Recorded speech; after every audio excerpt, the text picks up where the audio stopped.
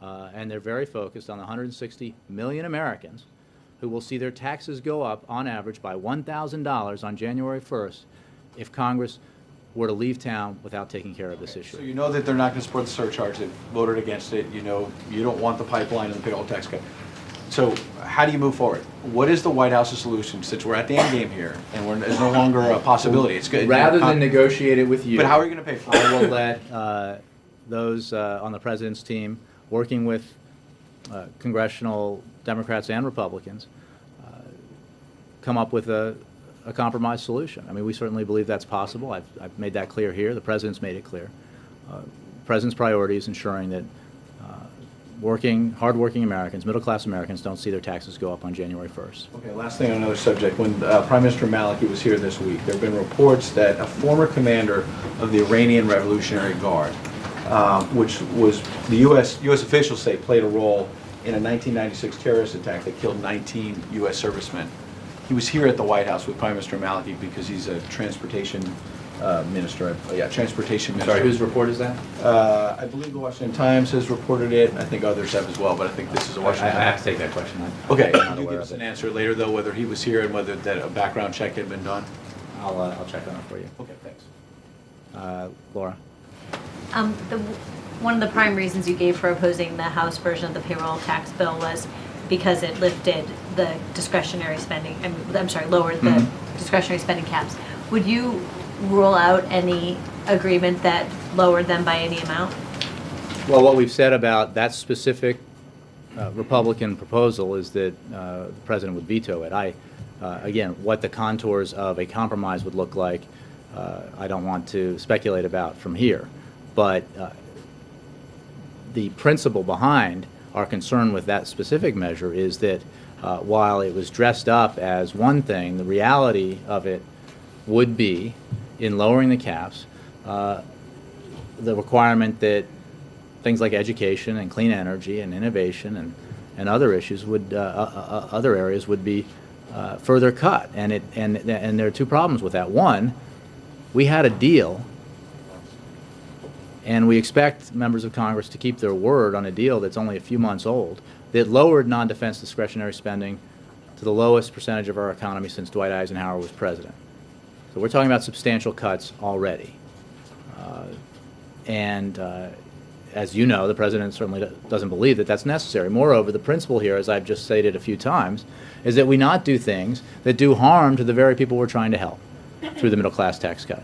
So having said that, I don't want to tease out individual items and say this one might work in some compromise proposal, but this one won't.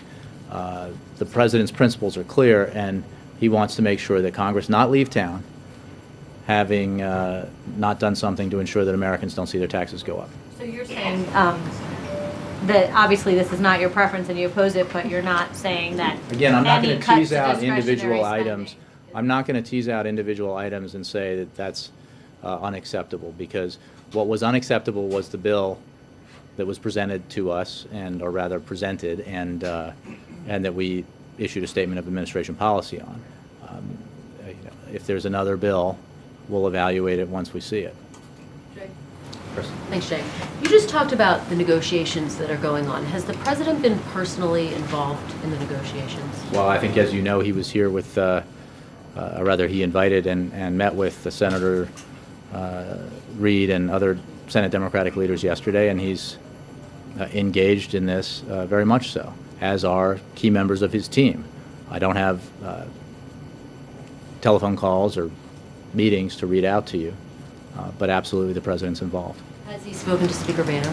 Again, I don't have telephone calls or meetings to read out to you, or email Be speaking exchanges. to Speaker Boehner? I mean, is that important for him to reach out to the Republicans as well as we're getting closer? Again, I don't want this to deadline? speculate about what conversations he may or may not have in the future here in the next several days, but I can assure you that he is actively engaged in this and has made sure that his team is directly engaged in this, and he will continue to do everything he can to ensure that the priority he laid out just an hour ago be met, that Congress not leave Washington without making sure the middle class doesn't see its taxes go up on January 1st. Is he actively engaged with members of both parties without reading out specific meetings? Again, I don't have specific calls or meetings to read out to you, but he is engaged. And also, we're getting closer to this deadline of the government potentially shutting down. Has the administration taken any steps to prepare for that at this point? As you know, the Office of Management and Budget oversees that process for the White House, for the administration, and I would refer you to them. I can simply say that there are standard operating procedures here with which we are, through recent experience, fairly familiar, and the necessary actions are being taken and will be taken. And that's just out of an abundance of caution, and it's basically a requirement when we get this close to a deadline. There is no reason to get there. There's just no reason to get there. As Senate leaders of both parties have made clear and others have made clear, the differences in the spending bill are resolvable. And I think as everybody now has made clear that both parties want an extension of the payroll tax cut, both parties want an extension of unemployment insurance, there's no reason why we can't get that done. And the President insists that Congress get that done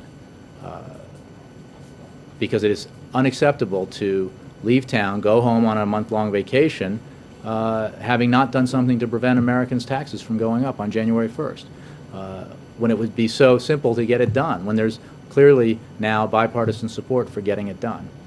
We hope and expect that will happen. Maura, and then Mr. Collinson. Can you explain what specifically is your problem with the Wyden-Ryan plan? Because it seems like the big news is that he's backed off replacing Medicare with a private system and giving these vouchers that are capped. It seems like a lot of the plan replicates the Affordable Care Act. And what is the specifically that you think of the plan that would undermine? No, what it does is it creates an unlevel playing field that would result in private plans being able to attract healthier Americans, thereby driving up costs and premiums for Medicare and making it unsustainable for seniors to stay in traditional Medicare and force them to join private plans. So the result would is be tied to the cost of Medicare. but the result is the same. It basically causes traditional Medicare to wither on the vine, to use a phrase from your past and mine, Maura, and it's just not it's not necessary. It would shift costs from the government to the seniors, very much as the Ryan plan does. And at the end of the day, it would end Medicare as we know it for millions of seniors. It's just the wrong way to reform Medicare. So the bedrock position is that Medicare should remain a fee-for-service program without competition from private insurers. Well, the bedrock position is that we do not need to end Medicare as we know it, which is what the Ryan plan does and what, on a longer time frame here, the Ryan-Wyden proposal does. So, and it's just not necessary. That was the problem with the Ryan budget to begin with, was that in order to reach the kinds of savings that he set, the $4 trillion, because he refused to ask wealthier Americans to pay a little bit more, to raise revenues. In fact, he extended and expanded tax breaks for wealthier Americans. That meant that he had to end Medicare as we know it and stick 6,000. This is a plan No. Well, it that's was a confined to long-term Medicare. deficit and debt reduction plan, right? So what you're saying is that we should then excise that, absent from even a deficit reduction and debt reduction plan, and stick it to seniors that way. That's just not acceptable. Nakamura, sir. Thanks, Jay. Just wanted to return a moment to the McClatchy story on the Medal of Honor winner. Mm-hmm. You're a former journalist, and I'm wondering how important for you in the White House it is that in answering her question, you said that the president stands by awarding the medal because Dakota Meyer's own colleagues said he acted heroically. I simply made clear in answer to the question that the same reporter who wrote that story posted a story shortly after that expansively cited testimony from Mr. Meyer's own comrades about his... It doesn't sound like anybody disagrees that he deserves a medal necessarily, but how important to you in the White House is it that the president or that the White House corrects a narrative that may not actually reflect the facts and available evidence of that night, regardless of how heroically he But acted. again, I would refer you to the Marine Corps and the process of vetting for Medal of Honor, proposed Medal of Honor recipients is, as I understand it, quite extensive and thorough. Obviously, that's done at the Department of Defense and by the branch of the military that's affected here, in this case, the Marine Corps. The President was very proud to present the Medal of Honor to Sergeant Meyer. He was that day, and he remains proud today of his extraordinary service. The vetted transcript from the transcript that the president read into the public record that day. The President's remarks Who wrote that? Was were that the White based on the extensive documentation provided by the Department of Defense and the Marine Corps, including sworn testimony from Sergeant Meyer himself and sworn eyewitness testimonies of others present at the scene. White House staff also personally spoke with Sergeant Meyer. Our primary resource for the President's remarks was the official documentation provided by the Marine Corps, including sworn testimony from Sergeant Meyer, and as I said, sworn eyewitness testimonies of others present. The President remains very proud of Sergeant Meyer and the remarkable acts of bravery that he displayed on that day. I think, yes, Steve. In these negotiations on the Hill, is the White House prepared to discuss at all the Keystone Pipeline, or is it still a position that, A, that's beyond the purview of Congress to start with, and B, it has nothing to do with the payroll tax? Well, it certainly has nothing to do with payroll tax cut, extension, and expansion. It certainly is beyond the purview of Congress to speed up a review process that is essential to making sure that all criteria here, all factors are weighed when a decision is made whether to grant a permit or not. And remember, the process was extended because of opposition to the location of a pipeline through Nebraska, opposition that included the Republican governor of that state. Alternative routes are being explored. I believe that the company that's seeking the permit has said recently in the last day or two that they have not even identified yet an alternate route. So the idea that, as the State Department has made clear, that they could properly conduct a review in a 60-day time period seems to be based on politics and not reality, or certainly not sound judgment. So, that's our position on what is clearly a highly extraneous provision of the House Republican proposal. Okay. Would you say absolutely that the president would veto any legislation that has Keystone in it? The word veto, I haven't heard. What the president said, I would remind you, is that he would reject a provision, he would reject a proposal that tried to mandate approval of the Keystone project. That's what he said. I believe we were over in South Court when he said that, when he was asked about that. I again, having, with what the State Department has said and having just explained in my answer to Steve there, what the House put forward was an attempt to speed up a process that circumvents the kind of thorough and necessarily cautious review that the State Department would need to conduct here. That's wrong-headed and I would say counterproductive. But I'm not going to.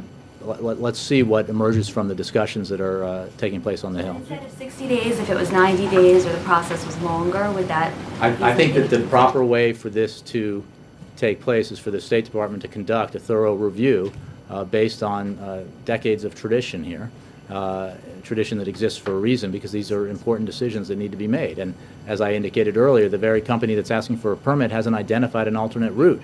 So how could we possibly ask or try to short-circuit this process and have a review process take place that would clearly be too short for the kind of review that's necessary? Just one other thing. The managing director of the IMF said this morning that the crisis is unfolding in Europe and escalating. I'm curious, and also she said that Christine Lagarde said that it's something that the Eurozone countries can't handle alone. Has the president made any phone calls to Merkel or any other leaders recently, and is there a plan B? I don't have any presidential calls or communications to read out. He's obviously being briefed regularly on this by Secretary Geithner and others. Our position on on the important steps that Europe has taken thus far and the need for Europe to take other steps to conclusively and decisively resolve this